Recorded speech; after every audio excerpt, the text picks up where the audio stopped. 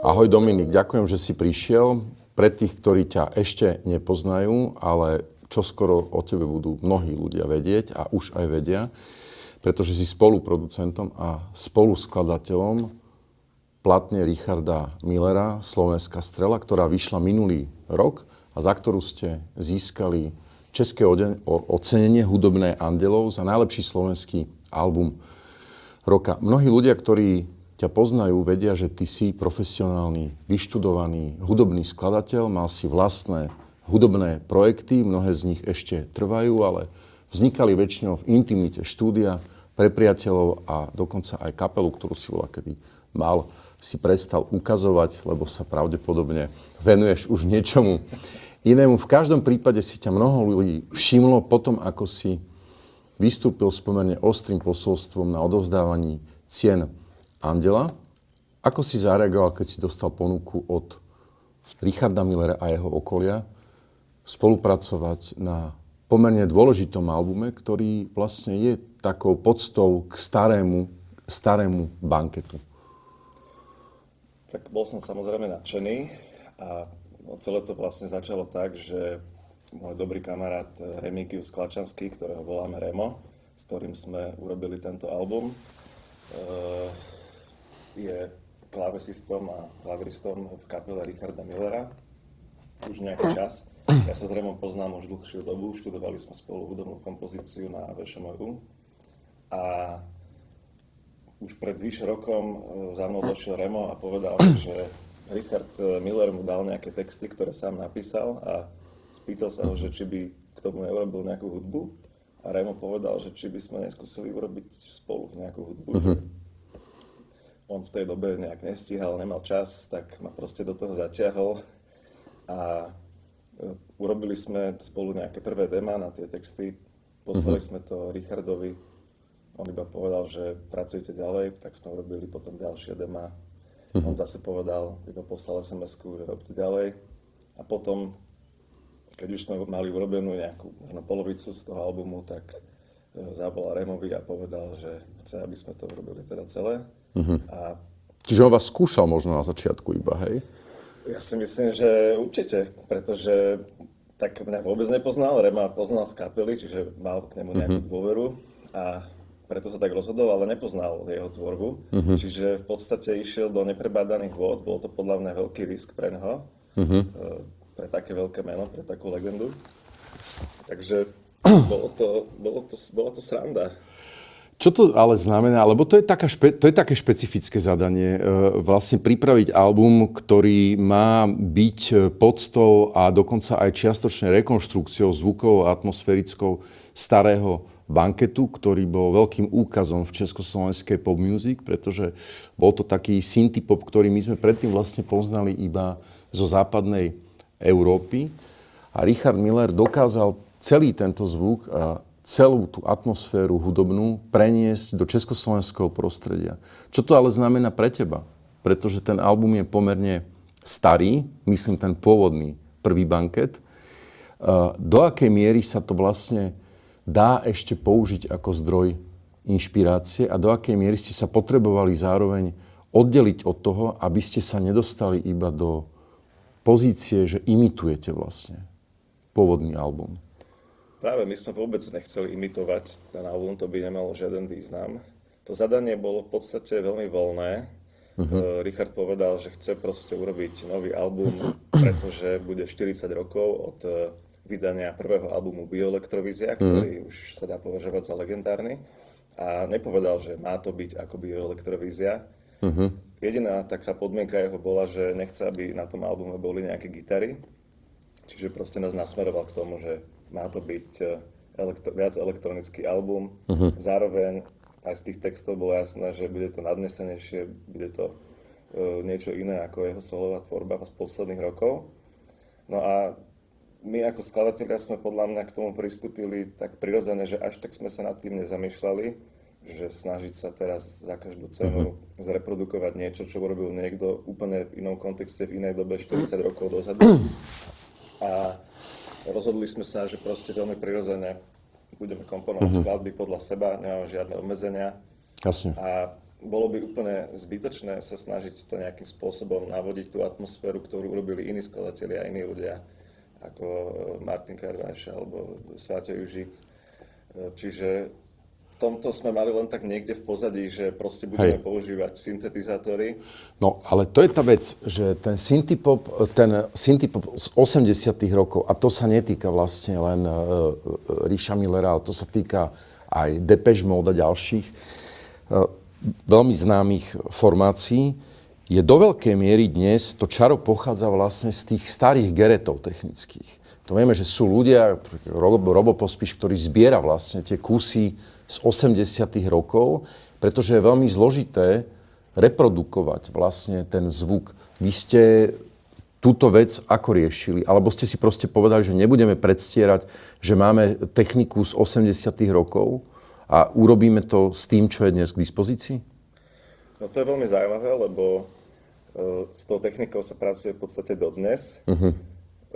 Používajú sa aj syntetizátory, tie isté modely, tie isté typy, ktoré boli legendárne už v tej dobe a používali ich na albume Bioelektrovízia, tak také isté vlastne sa používajú stále v tom pope a stále sú neprekonateľné, tie analogové. Ale zároveň už máme k dispozícii počítač a vieme všetko robiť virtuálne a väčšina týchto synťakov má svoje repliky v počítači, takže sme to kombinovali vlastne, tie zvuky. S tým, že keď sme chceli naozaj nejaký originálny starý synťák, tak sme sa ozvali, napríklad sme spolupracovali so Zorom Michalčákom, ktorý nám vlastne nahral niektoré linky cez tie pôvodné syntetizátory a zaujímavé je, že on, myslím, nejakým spôsobom kedysi sa podielal aj na produkcii Banketu a je možné, že ten istý synťák, ktorý sme použili na tento nový album, možno používal vtedy. No, jedna vec, ktorá súvisí vlastne so syntipopom, a to vlastne sa už ťahá od čias Kraftwerku, je otázka toho, že celá táto hudba a celý ten zvuk vlastne vznikol ako nejaká skica budúcnosti, ako nejaká skica budúceho myslenia hudobného, lenže to boli prorocké zvuky. Aj Bioelektrovízia je vlastne prorocký zvuk v takej dystopickej, ako socialistickej situácii, ale my už sme v tej budúcnosti, ku ktorej sa vzťahoval ten zvuk. Čiže v čom on dnes môže byť nový a zaujímavý, keďže vlastne už je iba výrazom niečoho, čo už bolo načrtnuté, dajme tomu 40-30 rokov dozadu. Neviem, ja si myslím, že hudba je tak nadčasová, že v tomto kontexte akože 30-40 rokov v skutočnosti nie je nič. My sme si zvykli, že tá popová hudba sa veľmi rýchlo vyvíjala v čase, veľmi rýchlo sa menila, ale v dnešnej dobe už sme zase tam, že sa tie trendy vlastne vracajú späť, pretože sa ukazuje, že niektoré veci aj spätne sú zrejme nadčasové a overili sa v tom čase. To znamená, že ten zvuk je proste univerzálny. Ale už neznie tak, ako z budúcnosti. Je to pravda. Ja som veľakrát nad tým rozmýšľal, keď som si pozeral staré záznamy prvých koncertov Kraftwerku napríklad, že ako to tí ľudia mohli vnímať, že proste dovtedy chodili na rock'n'rollové koncerty do klubov a zrazu tam hrali na nejakých kalkulačkách a proste hýbali sa ako roboti. Že áno, vtedy to muselo mať ešte takúto emóciu, že je to naozaj niečo nevydané, ako keby prišli mimozemšťania. To sa z toho vytratilo, to je pravda.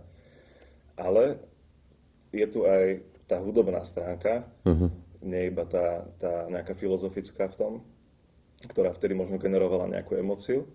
A tá hudobná stránka je, že tie zvuky sa ukázali ako univerzálne, že tie syntetizátorové zvuky proste do určitej miery možno boli schopné vytvoriť zvuky, ktoré neboli, teda určite boli schopné generovať zvuky, ktoré dovtedy negenerovali klasické nástroje. Ale zároveň možno, že generovali zase zvuky, ktoré poznáme z prírody alebo z okolia. Čiže nám ukázali nejakú inú zvukovú krajinu, ktorá sa ukázala, že pre nás je nejakým spôsobom univerzálna. Takže pravdepodobne ten elektronický zvuk v skutočnosti evokuje niečo v nás, čo je nejakým spôsobom univerzálne, archetypálne. No, to je vlastne otázka aj tvojej tvorby, ale ja sa ešte predtým, ako sa k tomu dostanem, Dominik, potrebujem sa ťa opýtať jednu vec. Nepocíťoval si to, lebo ty si vyštudoval klasickú kompozíciu, proste si jeden z tých ľudí, ktorý vie zložiť aj klavírny koncert, vie zložiť aj niečo pre malé kvarteto, čo pre ľudí znie veľmi zvláštne, pretože si myslia, že všetci ľudia, ktorí túto prácu robili, sú už 200 rokov mŕtvi. A ukazuje sa, že nie, že sú ľudia ešte, ktorí stále sa tejto kompozícii venujú. Čo to však znamená, keď máš tieto poznatky, tento talent a máš ho vlastne použiť na album, ktorý si pripomína 40 rokov, alebo teda je podstou k najvýznamnejšiemu albumu synthpopu československého? Ja sa inak priznám, že ja som vlastne pôvodne vôbec sa nechcel venovať klasickej hudbe, ale keďže v Bratislave na VŠMU sa študuje len klasická hudba a išiel som študovať hudobnú kompozíciu, tak som sa prispôsobil a vlastne... A čo si chcel študovať? Akože chcel si kompozíciu študovať, hej? Chcel som študovať kompozíciu, ale akože nebol som 100% si ale nie istý, lesné rohy proste, hej? Napríklad. Hej. Ale potom som veľmi rýchlo zistil, že je to úžasná vec a ja som napríklad vyrastal na progresívnom roku, na kapelách ako King Crimson a podobne. A to boli ľudia, ktorí v skutočnosti boli ovplyvnení tou avantgardou v klasickej hudbe. Čiže sa to vlastne pekne spojilo u mňa, že som mohol realizovať tie svoje progresívno-rockové tendencie v tej klasickej hudbe. Takže ono je to veľmi prepojené, tie svety. Nikdy som medzi tým úplne neoddeloval. No a ísť komponovať zrazu takýto, že popový album, a ty to nazývaš synthpop, aj keď podľa mňa Bioelektrovízia, ešte som sa chcel k tomu vrátiť, nebola úplne klasický synthpop a myslím, že aj Richard nerad sa úplne asociuje s tým, že bolo to, ako sa hovorí, že odpoveď na Depeche Mode. Samozrejme, že u nás to znelo najbližšie možno k tomu Depeche Mode. Ale keď človek vypočuje album Bioelektrovízia, tak je to oveľa podľa mňa také invenčnejšie. Hudobne je to podľa mňa v niečom komplikovanejšie, napríklad ako bol synthpop štýlu Depeche Mode, že používajú tam zaujímavejšie rytmy a tak ďalej. Čiže ten album je nevydaný aj v tom, že kombinuje ten zvuk syntetizátorov, ale tá hudba je v niečom sofistikovanejšia, možno práve preto, že ľudia, ktorí robili aj Bioelektrovíziu, tiež mali nejaké klasické vzdelanie. Čiže určite to človeka potom ovplyvňuje, keď robí aj tú popovú hudbu a už má za sebou nejaký background z toho klasického vzdelania, že rozmýšľa nad tou hudbou trochu inak, možno častokrát komplexnejšie. Nebola to prekážka pre teba, hej? Alebo nebol si zablokovaný kvôli tomu? Pre mňa to nebola prekážka, pretože ja som práve že začal pôvodne v tej popovej elektronickej tvorbe. To bolo pre mňa vždy prirodzené robiť pesničky. To boli tvoje solo projekty vlastne, hej? Čiže pre mňa je to stále tá najlepšia forma vyjadrovania. Takže prekážka to nebola, ale práve že si myslím, že je to výhoda, že z tej klasickej hudby rozmýšľaš o tej hudbe trochu komplexnejšie, napríklad nad nejakým vedením hlasov, rozmýšľaš že kontrapunkticky, môžeš sa inšpirovať proste. Čiže podľa mňa to pomáha rozmýšľať nad tou hudbou, pracovať viac s formou napríklad, aby nebola príliš jednoduchá, ale zároveň nemôžeš tam aplikovať tie princípy tej komplexity z tej klasickej hudby, lebo proste už by to nebola dobrá popová skladba, ktorá si musí zachovať tú jednoduchosť. Ďakujeme, že ste dopozerali až sem. Celý rozhovor, ako aj ďalší obsah nájdete na našom Hero HVRN. Za vašu podporu vám ďakujeme.